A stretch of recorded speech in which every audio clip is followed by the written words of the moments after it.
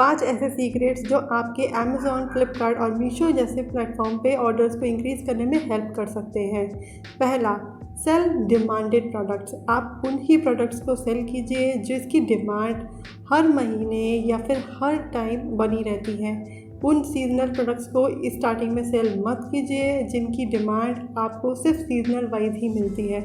उन्हीं प्रोडक्ट्स को सेल कीजिए जो आपको हर महीने आपके लिए भी यूज़ आते हो और वही प्रोडक्ट्स आपके कस्टमर के लिए एक यूज़फुल बनेंगे, क्योंकि जब भी आप एक डिमांडेड प्रोडक्ट को सेल करते हो आपको रेगुलर सेल मिलेगी और इससे आपको एक नया बूस्ट मिलेगा।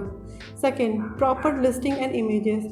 कई बार क्या होता है कि सेलर्स उसकी प्रॉपर लिस्टिंग नहीं करते और उनकी अच्छी इमेजेस को अपलोड नहीं करते हैं, जिसकी वजह से जब आपको एक अच्छी इमेजेस नहीं दिखने को मिलती हैं तो एज अ कस्टमर आप उस चीज़ को रिटर्न कर देते हो और शायद आप भी ऐसा करते होंगे।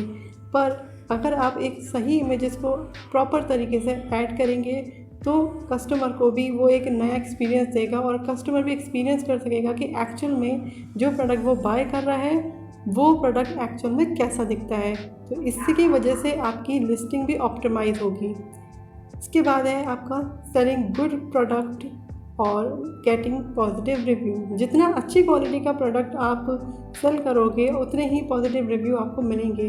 नो मैटर कि आप उस प्रोडक्ट को हाई प्राइस पे सेल कर रहे हो या लो प्राइस पे सेल कर रहे हो, पर आप जिस भी प्राइस पे उसको सेल कर रहे हो कोशिश करिए कि आप उसी प्राइस में एक अच्छी क्वालिटी का प्रोडक्ट प्रोवाइड कराएं कस्टमर को, क्योंकि उसकी वजह से ही आपको और भी ज़्यादा पॉजिटिव रिव्यूज़ मिलेंगे और उसी रिव्यूज़ की वजह से आपका अकाउंट आगे किस तरीके से मूव करेगा ये भी डिपेंड करता है। क्योंकि ज़्यादातर ऑनलाइन प्लेटफॉर्म पे या मार्केट प्लेसेस पे सबसे बड़ी चीज़ होती है प्रोडक्ट का रिव्यूज़, और जो भी रिव्यूज़ आते हैं उनमें से जो पॉजिटिव रिव्यूज़ होते हैं उसकी वजह से ही आपकी आगे की चीज़ को डिपेंड किया जाता है। तो आप कोशिश कीजिए कि आप जो भी प्रोडक्ट सेल करें वो एक गुड क्वालिटी का हो और उस पर आपको पॉजिटिव रिव्यू भी मिले। इसके बाद है हमारा पार्टिसिपेट करना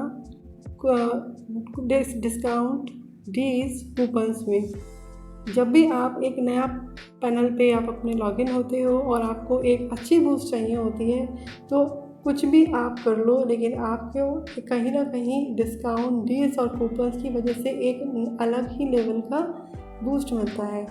तो अगर आप डिस्काउंट डील्स और कूपन्स में ऐड करते हो अपनी लिस्टिंग को तो आपको एक नया बेनिफिट मिलता है, क्योंकि डिस्काउंट डील्स एंड कूपन्स के लिए ये सारे ही मार्केट प्लेसेस एक अलग अलग वेबसाइट्स के लिए और अलग अलग कैटेगरी के लिए एक अलग ही नया लिस्टिंग ऑप्टिमाइजेशन रखते हैं, जिसकी वजह से अगर आप एक प्रॉपर लिस्टिंग कर रहे हो और अगर आप डिस्काउंट में या डील्स में उनको चला रहे हो तो उनकी लिस्टिंग उनकी विजिबिलिटी अलग तरीके से दिखाई जाती है कस्टमर्स को।